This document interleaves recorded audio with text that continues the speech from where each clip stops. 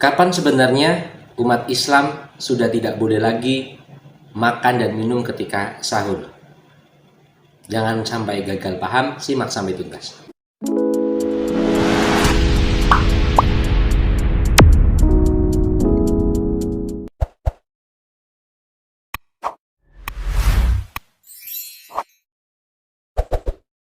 Bismillahirrahmanirrahim. Assalamualaikum warahmatullahi wabarakatuh.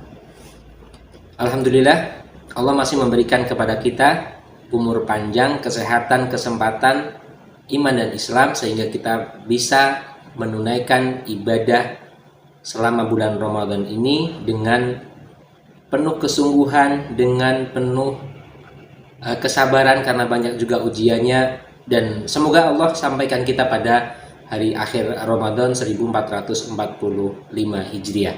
Nah, di dalam bulan ini kita biasanya melakukan salah satu tuntunan Rasulullah, yaitu makan sahur. Jadi di dalam sahur ini ada berkah-berkah yang Allah turunkan. Kemudian kita juga bisa memanjatkan doa pada waktu sahur, karena waktu sahur ini termasuk masih dalam sepertiga malam yang terakhir. Jadi waktu-waktu yang termasuk mustajab untuk berdoa.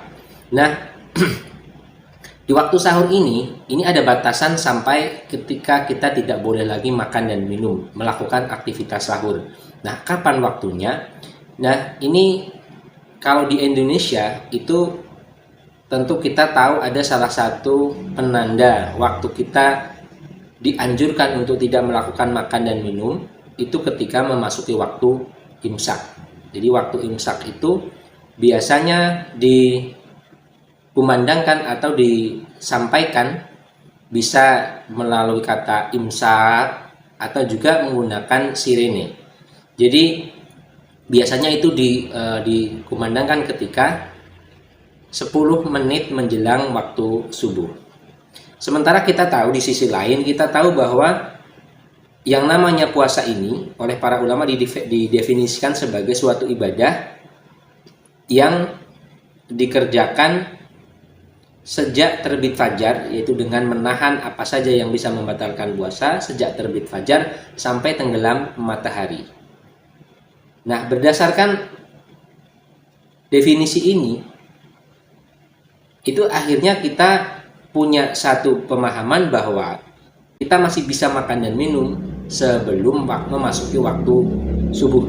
Jadi sebelum subuh kita masih tetap bisa makan dan minum. Sementara yang imsak tadi itu terjadi 10 menit menjelang waktu subuh. Nah, ini bagaimana cara menyikapinya? Jadi cara menyikapinya bahwa di Indonesia ini para ulama sudah memberikan ijtihadnya, bahwa dengan melihat dalil-dalil yang ada, salah satu dalil yang digunakan oleh ulama yang ada di Indonesia adalah hadis yang menceritakan bagaimana Zaid bin Sabit dan Rasulullah itu sahur. Kemudian sahabat yang lainnya bertanya, jarak antara engkau berdua sahur, yaitu antara Sabit bin Sabit dengan Rasulullah, dengan waktu sholat itu lamanya berapa? Kemudian dijawab, kira-kira lamanya itu seperti orang membaca 50 ayat di dalam Al-Quran. Nah, para ulama berijtihad bahwa 50 ayat di dalam Al-Quran itu kira-kira setara dengan 10 menit. Nah, itu yang dijadikan dasar kenapa di Indonesia ada waktu imsak. Kemudian selain itu ada juga pendapat dari Imam Al-Mawardi yang menyebutkan bahwa puasa itu memang diawali dari fajar dan diakhiri ketika matahari tenggelam. Tetapi beliau mengatakan bahwa alangkah akan lebih baiknya kalau aktivitas sahur ini bisa diakhiri lebih cepat beberapa saat sebelum memasuki waktu subuh, agar tidak sampai ketika subuh itu masih ada makanan yang berada di mulut kita, sehingga itu benar-benar terjaga, dan ketika masuk waktu subuh itu benar-benar bersih, sudah tidak ada sisa makanan ataupun minuman. Karena itu beliau menganjurkan untuk mengakhiri waktu sahur lebih cepat sedikit. Kemudian beliau juga menganjurkan untuk berbuka itu ketika sudah masuk waktu maghrib itu ditambah sedikit agar itu lebih sempurna masuk waktu maghribnya. Ditambah sedikit, jadi tidak sampai lama ya. Nah, itu yang disampaikan oleh Imam Al-Mawardi. Karena itu para ulama di Indonesia, di Nusantara ini mempunyai ijtihad bahwa imsakiyah ini penting agar orang tidak kaget ketika memasuki waktu subuh. Jangan-jangan ketika ada orang yang tidak begitu memperhatikan waktu, dia makan dan minum saja, tiba-tiba waktu subuh masuk dan dia masih punya makanan yang ada di piringnya, di nampannya dan sebagainya. Nah, ini yang ditakutkan oleh para ulama. Jadi diantisipasi. Jadi imsak ini adalah bisa dikatakan sebagai bentuk kearifan lokal di Indonesia. Tapi nggak tahu apakah di negara-negara lain juga melakukan atau ada imsak ini atau tidak. Jadi monggo teman-teman yang misalnya sudah pernah mencoba puasa di negara lain bisa share di sini bagaimana makan sahur di sana. Apakah ada tradisi imsakiyah? Adakah tradisi imsak sebagaimana yang ada di Indonesia? Nah, itu bisa menjadi nanti referensi kita sebagai pengetahuan kita paling tidak. Tetapi di Indonesia ini bentuk kehati-hatian para ulama agar tidak sampai makan di waktu subuh. Nah, kemudian di lain sisi kita juga pernah mungkin ada di antara teman-teman yang pernah membaca, ada juga sebuah hadis yang menyebutkan bahwa jika terdengar adzan kemudian masih ada makanan di nampan, di piring, maka selesaikanlah hajatnya. Nah, ini berbahaya kalau dipahami secara tekstual. Jadi kalau tekstualnya memang apabila terdengar adzan dan ada makanan yang ada di piring, maka selesaikanlah hajatnya. Ini bahaya.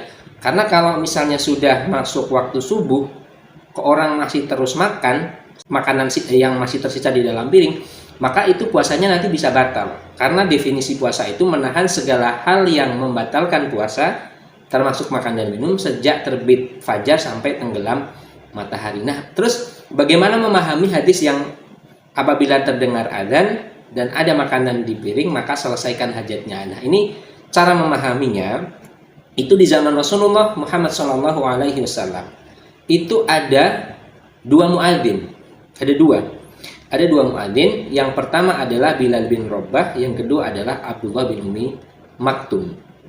Jadi ketika sahabat Bilal bin Rabah itu adzan, itu berarti penanda bahwa itu masih di waktu sepertiga malam yang terakhir.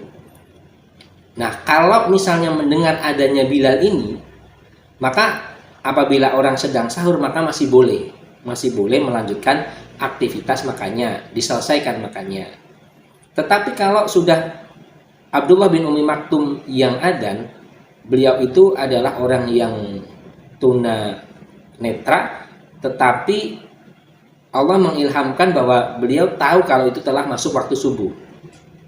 Itu wallahu a'lam bagaimana bisa terjadi seperti itu, yaitu salah satu yang Allah berikan kepada Abdullah bin Umi Maktum sahabat Nabi, sehingga tahu masuk waktu subuh. Karena itu ketika Abdullah bin Umi Maktum ini adzan, maka sudah diharamkan untuk makan dan minum. Jadi pemahaman hadisnya itu jangan secara tekstual saja, tetapi harus kontekstual.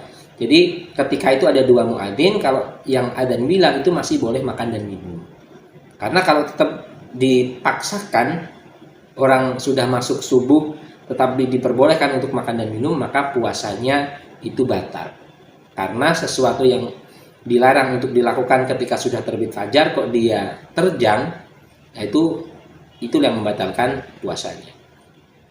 Jadi itu pemahaman kita terkait antara imsak, bagaimana itu sebuah kearifan lokal di Indonesia, untuk kehati-hatian agar tidak sampai orang kaget sudah masuk waktu subuh tetapi ternyata masih ada makanan. Jadi untuk menghindari hal-hal seperti itu, karena 10 menit ini bisa digunakan untuk gosok gigi, untuk bersih-bersih mulut dan sebagainya. Jadi ketika masuk waktu subuh itu benar-benar kondisi sudah bersih.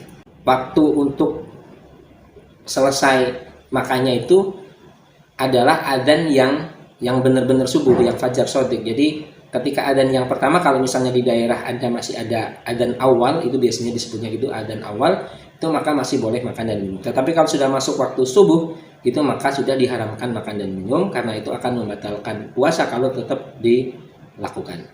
Nah, demikian, semoga ada manfaat yang bisa kita ambil.